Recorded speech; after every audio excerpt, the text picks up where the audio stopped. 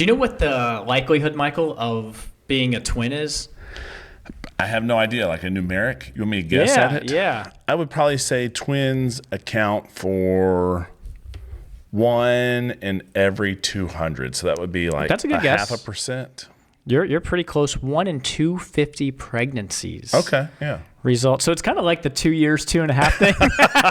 It's all you need to listen to a previous podcast episode to get that reference. But I feel bad. I feel like your daughter Chloe and I's relationship went back a little bit. She trusted me, and did you make a joke about it and then she believed it or something? Well, it probably got conflated. I would say things like people would say me and my sister were twins, like when we were little, because we would like look alike. We would be I was always like a year and a half older, but people are like, oh, are they twins? Like, you know what I mean? That kind of comment. So I probably said that. Okay. And led her to believe that we were twins. And then today she was like, Zach, is that your twin? Or Jill, big thing. My brother was here. He's not my twin. Sister's not my twin. The look of disbelief on Chloe's face. Jill. So I think Chloe had said Zach is a twin, but always fraternal, not identical. Oh, yeah. And then I guess Jill thought that your brother, what's his name? Jameson. Jameson, yeah. It's your, Have we talked about it's his your name favorite. before? It's like your favorite whiskey. You should have known. Yeah, Jameson. No, I grew up and there was a family. Their last name was Jameson, and one of them named their son Jameson. Jameson? Well, no, because they don't have the same last name because it's a female. Oh, I see. Two females. I see. So they adopted they took the. So yeah. I gotcha. Yeah. That'd be a bold move to do the Jameson, first last name same. Should I say this or not? Always yes. I won't use the actual president's name. Okay. Just because, but there is a student at our school that, let's just say his name was Washington George. Okay, it's it's backwards, and it messes Jill up every time. That's not his actual name, but it is another famous founding father who first name and last name are, and you don't do that on accident. Like if you're a parent, like you know what you're doing. Like if we're naming, like, can you go through all the possible scenarios? It's so hard to lay down a name because one of you. My wife would be like, Zach, do you want to name this kid Michael? I'm like, I know a Michael, and we do not want to name this kid Michael. Or it's like someone knows someone, I have a family member, and it's like all these names get rolled out right away. Good. Yeah, I like you went with the biblical route. It's a little bit hard. That gives a little more credence, harder to shoot down. I really wanted a Hannah. Hannah and Joel and Diana. But Jill's like, I like the name Hannah. I know so many Hannahs. Like it's so ubiquitous in the Christian community. Like I want something a little bit more unique. And she knew the name Chloe from that. Is it Father of the Bride? Is that with Steve Martin? And I don't know off the top of my head, but maybe. I think, and his daughter is named Chloe. Okay. I was like. But I want biblical names, And so we were sitting there. She was pregnant. We went out to like a Barnes and Noble. I would find some books I'd want to read, and she would like look at magazines. Those were good times. We should go do that again. Those were the days, man. But she found a name book, and there was a section of biblical names. So she knew that's what I wanted to do. So she was just like going from A, and she's like, Chloe is in here. Of course, internet. It wasn't as ubiquitous. So you just didn't have like these sheets of names. They do have people's jobs are name consultants. Oh, they are? Where they will tell you like, hey, statistically, you don't want to use this name. Oh, you're looking for like a 1930s name. And they have all the data, and they will like give you a name based on like you might be like, hey, I do a name like Hannah, but not as trendy, but something like from the 80s, or I don't know. And they can like, I don't know how accurate this is. And this is a fee for service? Yeah, exactly. Wow. So it's like, But anyway, with all the data we have now, you can like really be like, anyway, carry on.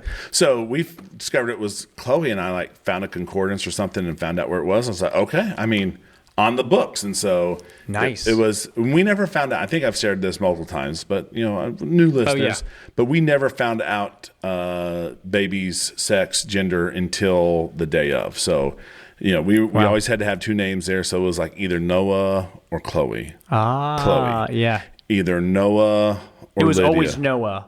Well, because it carried over. Yeah. It's so not like Noah you had or Lydia, Noah or Charis, Noah or Julia.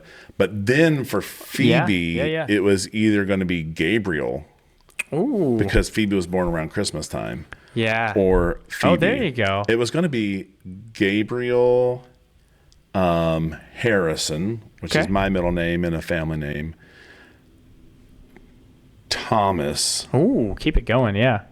Mott, because Thomas, I have an uncle named Tom Brady. This took a turn. But she was born on Tom Brady Day, 12/12. And guess what? Hope Phoebe doesn't turn into the cheater that guy is. That let's. I keep praying for her. It's tough to anyway. Great. Yeah. Was there a tangent we were going to take? I don't know if we should take it or not, but what do we got? Well, there was a tangent, but I mean, we can save that tangent for later. It's pretty unrelated to this. We can sneak peek it. Sneak peek banter. The topic of Dr. Seuss came up.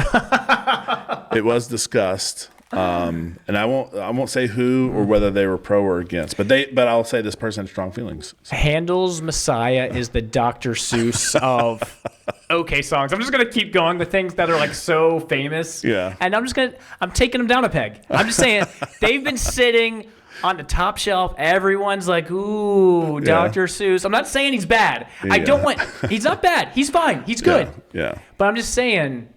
He's immortal. I guess if we're going to get this amount of promotion, I should let you know.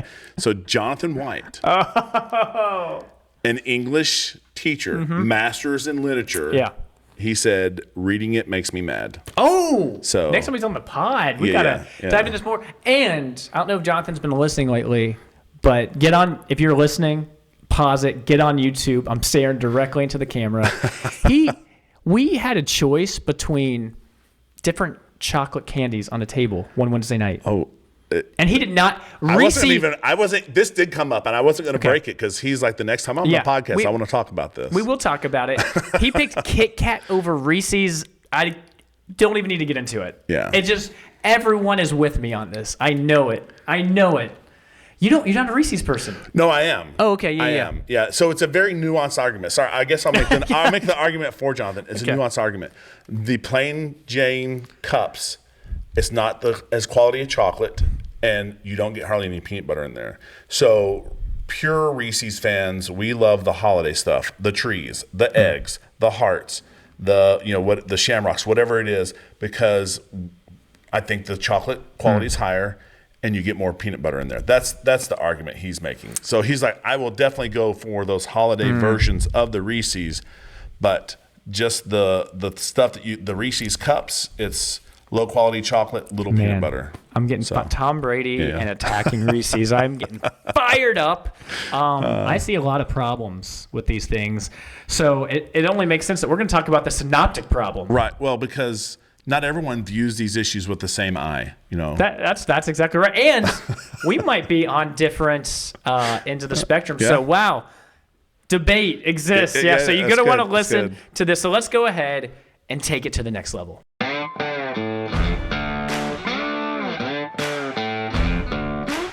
From the heart of the Low Country in South Carolina, it's the Take Two podcast, where we take theology to the next level. Well, Michael, I'm titling this podcast, it's not really my title, but the Synoptic Problem. Yeah. Synonym, is it your favorite flavor? Synonym? Sorry. That's good. That's good. Like, where are you going with this? So syn, like synonym, means same name. Okay. Synoptic means same optic or viewpoint. Okay. Yeah. So I was just saying, I heard the term synoptic for a long time before I actually took time to break it down to understand what it means. Yeah. But if you've read through your New Testament, and especially if you've done one of these plans. Sorry, I'm derailing your intro. This is good. But if you've done like a parallel plan or a harmonized plan or something, you'll read stuff and then you read the next thing and it's like, I just read the same thing word for word or nearly word for word. And then you got John hanging out there. Yeah. You're like, John's not with the program. Yeah. So when we say synoptic gospels, you nailed it. we're not talking about John. Not Johnny Boy. Not John, no. Matthew, Mark, Luke, these three seem to be related. And I was reading about this. This term synoptic gospels was coined in the late 1700s. I guess that's, I don't know how surprising or not surprising that is. Maybe there was another term, how similar. I'm sure people noticed that these were kind of the same. Yeah. You read it, and like you're saying, it's like word for word. The content, the structure is very similar. A lot of the tone, a lot of the geography. And you just have to wonder, how is it so similar? How even in the underlying Greek, it's very similar, right. But then it's not the same, but it's different. That's weird too. Yeah, I know how it came about. Okay. Yeah, Michael is very confident in his solution, which is funny because it's different than the view I'm going to take. I'm not saying I've researched everything 100%, but I think this is good. This will be good dialogue. Yeah. Good. It's not often that we are on opposite sides of an issue, but that's good. And I wrote down some of these things too. You're reading the Synoptics, you read a lot about Jesus healing people, a lot of exorcisms, a lot of parables. Gospel of John has no exorcisms, no parables. You totally miss that. That's so interesting that part's kind of glossed over. The sending out of the 12, the Olivet Discourse, the Last Supper narrative. It's not in John. Synoptics, they kind of read more rapid fire, pithy sayings, these brief parables strung together. And, John is a little bit less events, just drawn out, maybe more meditative, longer discourses. And doesn't take a rocket scientist to notice they seem very, very different. Yeah. I almost said J.R.R. Tolkien. Different guy, though. J. Warner Wallace. Oh, okay. Yeah. He speaks to this a little bit. And he's talked about, interviewing people at a crime scene and getting their input on, what happened. And he's like, what you want to do is immediately get the witnesses separate from each other. Don't let them talk to each other. And then you get their statement, because when they start talking together, they kind of start going towards together. Certain story, yeah. And he said there was one time that he was interviewing these people, and there was a guy there who somehow was able to listen into the interviews, and he was like, "Oh, I was an eyewitness too. Do you want my statement?" And he was like, "Yeah." And his statement was completely different than everyone else's. And he was like, because what he was doing is he was filling in the gaps that the other people had left, and he was like, "What?" He's like, "Well, I heard everything else said, and I'm not commenting on what they got right. I'm just trying to fill in the gaps that they left out." And he's like, John is kind of similar to that because Matthew, Mark, and Luke had been around for a while. So John, those are already out. John's writing kind of to tell it a different way. Yeah, what's the point of saying the same exact thing? Here are some passages to consider. So we're kind of thinking through, how did these Gospels come into being? Why, what sources did they use? Why are they so similar? Why are they so different? If I'm reading in Matthew 9, we're looking at that story about the paralyzed man. Jesus is get up and walk. Very, very similar, but they're also slightly different in a weird way. Yeah. Matthew 9 says, "But so that you may know that the Son of Man has authority on earth to forgive sins, then he said to the paralyzed man, 'Get up, pick up your stretcher, and go home.' Mark 2 says, 'But so that you may know that the Son of Man has authority on earth to forgive sins,' very similar. He said to the paralyzed man, 'I say to you, get up, pick up your pallet, and go home.' And Luke says, 'But so that you may know that the Son of Man has authority on earth to forgive sins,' he said to the man who was paralyzed, 'I say to you, get up and pick up your stretcher and go home.'" And what's so interesting about this to me is when you look in the Greek underneath it, it's really almost the exact same, especially it's a little bit awkward. There's this shift from the second person plural to the third person singular, and all of that is captured in this, which is not just seeing and hear. I mean, it's I don't know. That's a interesting way to say that, very peculiar. They probably had a voice recorder, and so they're just working off that same audio. That's true, because Matthew being a tax collector, probably QuickBooks up, get the record thing up, and he's good to go. That's right. I'm going to raise this up so it might be a little bit loud for a second. Sorry about that. Hey, gave the listeners a warning. Right, So just stuff like that is a little bit strange. There's also a lot of differences found found to, with all of this agreement, you would be like, why do these gospels look different, or why does a certain author omit something that the other person doesn't? In this example used about Jesus healing the paralytic and forgiving sins that we just looked at, Matthew omits like a small phrase, like I tell you, and doesn't mention the hole in the roof, which is weird because Mark and Luke both mention that. Like, why does Matthew alone? Maybe, right. Each gospel at some point will omit material found in the other two. Each gospel, they contain their own unique accounts of something. And then some of the events that are found in one or both of the others are placed in different order at times, even though most of the time they roughly follow the same pattern. Not always the case. So the big question is, why does this happen? Yeah. You want me to say now why it happened? Yeah, give it. Yeah. Just this is. I'm asking questions. Yeah. I think another good thing to mention is that what I've heard is where they agree, they almost all three agree, and then where there are differences, almost all three of them have some differences. So it is striking that it seems like there is some common root, things that they are keying off of that are the same. Well, here are proposed solutions, and I think there's been a lot of ink spilled on this kind of thinking. Like, how could this happen? One solution is, there was common dependence on one original gospel. One gospel was written first, and everyone just went to that gospel. Others will say, common dependence. Maybe there was this one oral source that was used, and everyone just had this oral tradition, wrote their own gospel. Common dependence on, maybe there was like written fragments. It wasn't really the whole gospel. Maybe it's like proto-gospel, and it was being written, and there were some things, and they were taking. Or I think what a lot of people would say, there were some sort of interdependence from each other, where maybe two of the gospel writers used one or more of the other gospels when writing their own accounts. Because really, the word-for-word agreement in the Greek, that would be hard to explain by oral tradition alone. Yeah. I mean, maybe...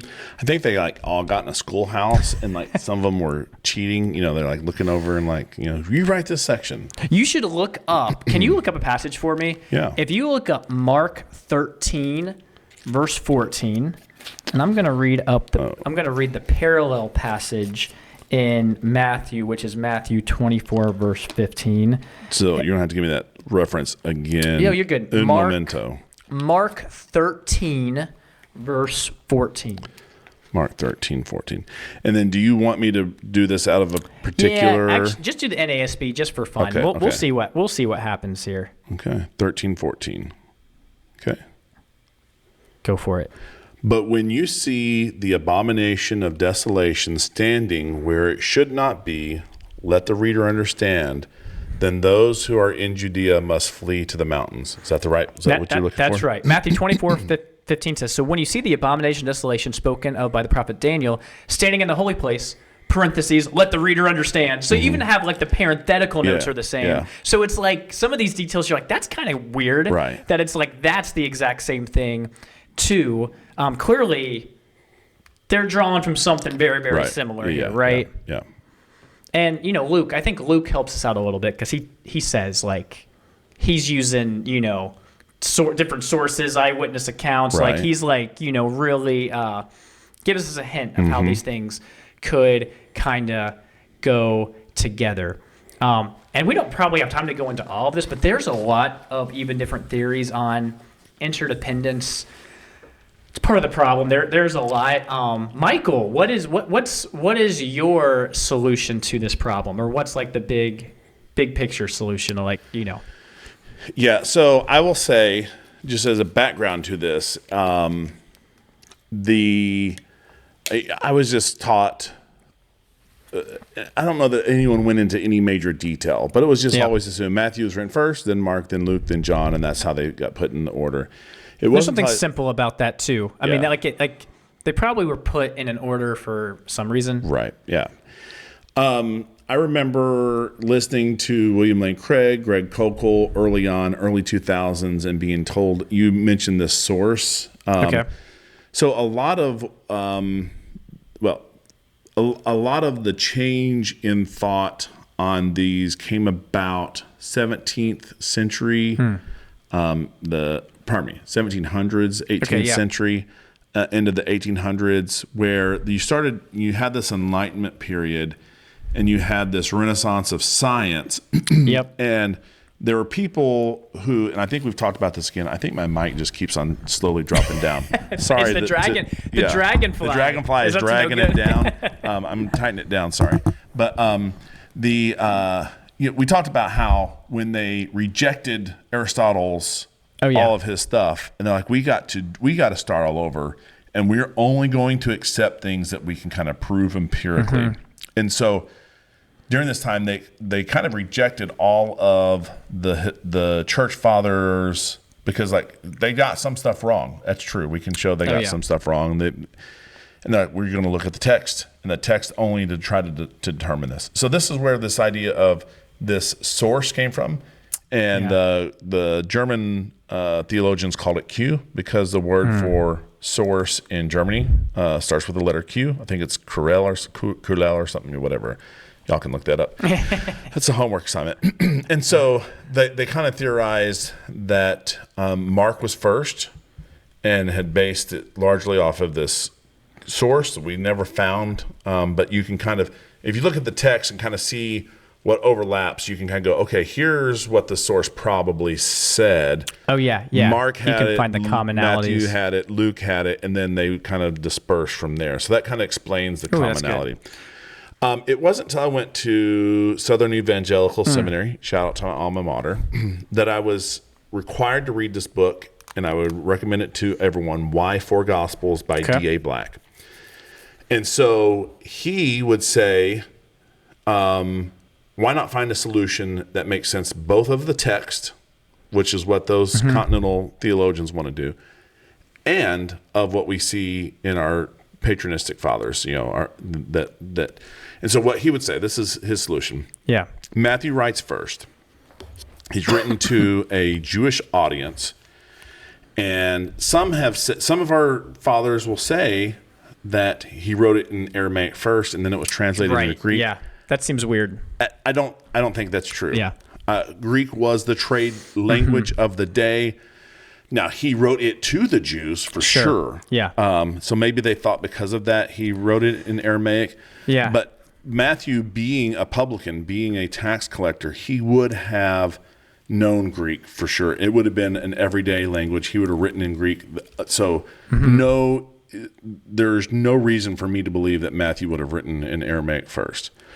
But, whatever. Sure. So he writes his gospel. And as we've talked about before, it's possible, but not likely, that Jesus said all of the things in the quote-unquote Sermon on the Mount at one time, at one place, because for a Jew, they expected their material to be arranged thematically. So you have similar themes together. So you have all these teachings about the law and how we interact with the law grouped together in the Sermon on the Mount. You have parables grouped together. You have like healings grouped together. You have his interactions with the Pharisees grouped together. And you have these bookends in Matthew that are chronological, like his childhood, and then his, the Passion Week and the death, burial, resurrection. So you can imagine, as an American, there's probably like, I really don't like that, because we expect biographies to be in order. So you were about to say something? No. I was just agreeing. Yeah. So we talked about, if you're following along in Romans, we just talked about Paul, getting arrested. So he was arrested, and for 2.5 years, it turns out, not just 2 years, 2.5 years, he was in Caesarea Maritime under arrest there with Festus and whatever the other guy's name was. Y'all may remember. I'm sorry. Yeah. Is that Felix? That's a different Felix, guy? I think that's right. Felix. Felix and Festus. And so it's during this time that we believe that he commissioned Luke to write a gospel that would appeal to the Roman or the Greek mind, which is your American mind too, where you want things in order. Like this happened, then this happened, this happened. And so if you turn actually to the beginning of Luke, maybe we can do that. That's great. And just read his prologue, because I think you alluded to this. He says, inasmuch as many have undertaken to compile an account of the things accomplished among us, just as they were handed down to us by those who from the beginning were eyewitnesses and servants of the word, it seemed fitting for me as well, having investigated everything carefully from the beginning, to write it out for you in consecutive order, most excellent Theophilus, so that you may know the exact truth about the things that you have been taught. And so, is Theophilus a real person, or is he just saying someone who loves God? But anyways, you see from that, his principal statement is, good work, Matthew, perfect for the audience you're writing for. I'm going to write something to a different audience. So Luke writes this. The speculation is that Paul does not want people to think that he's supplanting the Gospel of Matthew. Gospel of Matthew is still good. It serves a purpose. It's written, it shows Jesus as the fulfillment of Old Testament prophecy. Here we're going to see a different view of Jesus, still a true view, through Luke's Gospel. Paul and Peter both end up in Rome shortly after this Gospel is fulfilled. We know that Peter is in the midst of teaching Romans. He has a teaching ministry there. And it's said that John Mark serves as a scribe and a translator for Peter. We have that in quotes from Eusebius. I have those quotes if we want to look at them. And so there's also some evidence, some quoting, and this is all in this book, that Paul may have asked Peter to teach from both Matthew and Luke. Okay. Right? So, so it's marking D priority. It's marking D priority. It's the last of the synoptics. Gotcha. And so you have Peter teaching from them, and he's like reading a little bit of Matthew, and then and it is true. You read Mark, and you get these details that you don't get anywhere else, like the guy who was in the garden ran away and they got his robe. And there's details that, seems like Peter might add to there.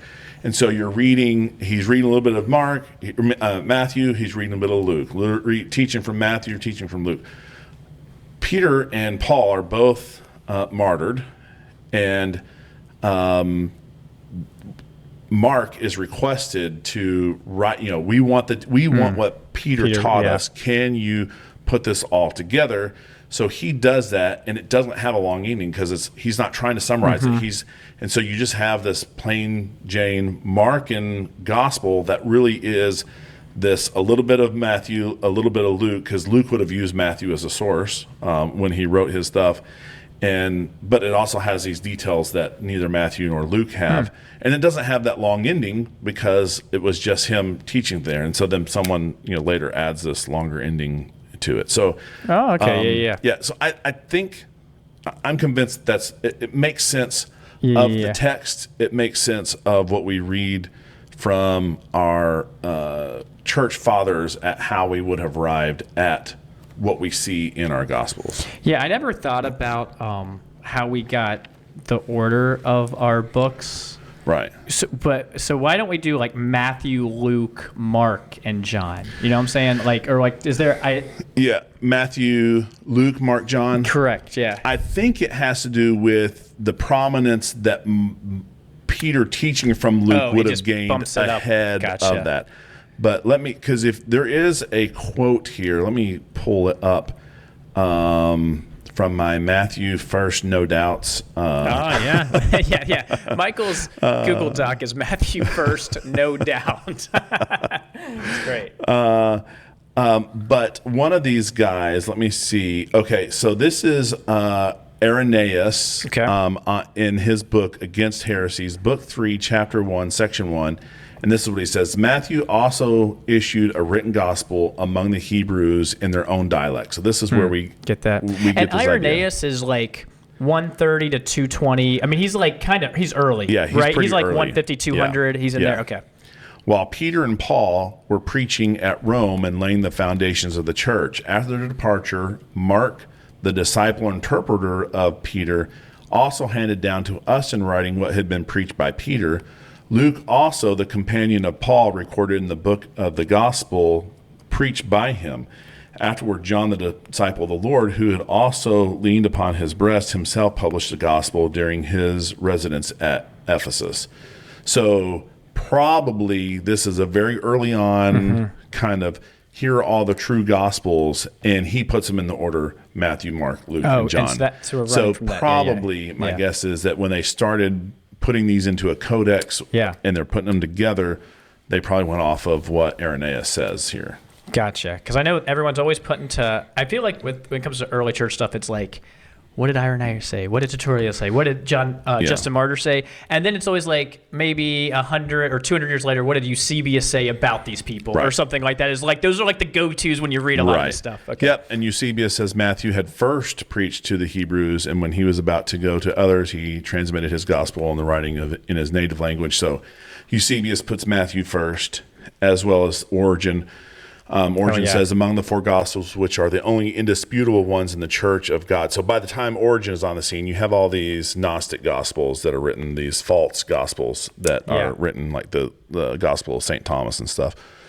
So he's going to say, among the four Gospels, which are the only indisputable ones in the Church of God under heaven, I have learned by tradition that the first was written by Matthew, who was once a publican, but later an apostle of Jesus Christ. It was prepared for the converts from Judaism and published in the Hebrew language. So we have a couple of them saying it started out in the Hebrew language. And my guess is if there was a Gospel of Matthew in the Hebrew language, maybe it came second, but then they just assumed that it came first. I don't know. Yeah, that makes sense. And what I've always read is like when you read Matthew, it doesn't read like a translation. No. Anyway, like it reads like it wouldn't have been translated. It's like that would have been the initial language it was written in. All the structure, all the wording, the quotes from Scripture, I think, are all Septuagint. Right. So it just seems like it would be from Greek. Yeah. Well, so you tell me. Are you convinced? Did I convince you? I'm changing everything. Here are some different theories of interdependence I'll run by. You can tell me exactly where yours falls. I was reading there's the Augustinian proposal, and he's like basically like, man, Matthew was first no matter what. But then he says, then Mark borrowed from Matthew, and then Luke borrowed from both, which I was reading was pretty. I mean, if Augustine said it, it's good. Like it was held in high regard until 1800s, and almost like no one embraced that. There's one, and I think that view supports what I'm saying. Oh, I see. Because if Paul didn't want to undermine the Gospel of Matthew, and Mark is going to get prominence before Luke does, because it basically comes about from Peter teaching there. Then one might assume, because I think Mark gets on the scene and gets well known ahead of Luke, probably. Oh, I see. I see. Just because of its connection with Peter, I see. Another one's called the two gospel hypothesis. Again, Matthew's the first gospel written, Luke second, and Mark dependent on both Matthew or Luke. Maybe these are like intermingled a little bit.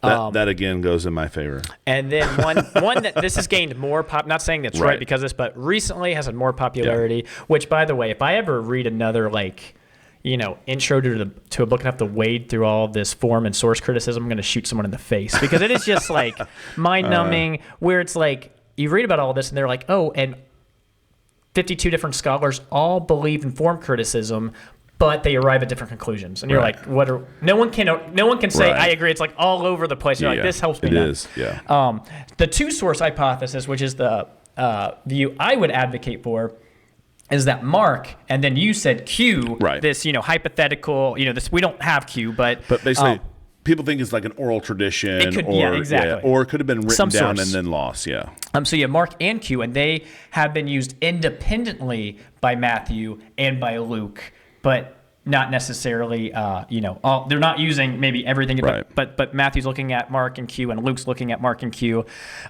Based off of this too, there's also a side view called the four source hypothesis, and build off the two source, but adds on two more sources. You have M, material unique to Matthew, and L, material unique to you. And it's like you start going through the calculations. It's like, this is just tedious. Yeah, I've seen graphs where like everything's color coded, and it's like what all three of them agree in, what Mark and Matthew agree in, what Matthew and Luke agree in, what Mark and Luke agree in, what none of them agree in, and it can get overwhelming. That's why you just go with the early church fathers. Just go with the there you go. So this is what I'll say to you, Michael, I don't remember when we started recording, how much time was on the clock here. Do we want to just keep running through Mark and priority and all of this kind of thing? Or try to stretch this into a second podcast? What do you think? Well, I think the listeners probably do want an hour-long podcast on just textual criticism of the Gospels. What do you think? You think? Great. That's good. No, I think maybe we could maybe pause here and then do a part two. Go grab D.A. Black's book, or familiarize yourself maybe with some of this stuff. And what's his book called again? Why Four Gospels. Why Four Gospels. And it's a small book, and I'm not a history guy. I mean, there are times that I am compelled to love history because someone speaks about it in a way that really connects the dots for me. But I'm more of a math science guy, philosophical, analytical guy. But there is a lot of history in there, and I read it, when I was reading a whole bunch of other books. So I probably could do, to refresh my view of it. But if you're wanting all of the sources and all the quotes from the church fathers as to why D.A. Black comes to this conclusion, it's all there. So, it's probably about, and that's even the best, a short book book. You can dive into more stuff if you want to, but it gives you kind of the essentials. I like that a lot. That there you have it. The Matthew First, No Doubt. That should be the title of the podcast. Matthew First, No Doubt. Anything else you want to say before we wrap this one up? No, I will say, I will say this. No matter which one came first, Jesus lived and died, and he did miraculous things, and we can be sure of that. So this is all kind of in-house, trying to figure out how we got our Bible the way it is. So, I love it. Well, that's our take. Thanks for listening to Take Two. Find us wherever you find podcasts and on YouTube for those who want to watch our videocast.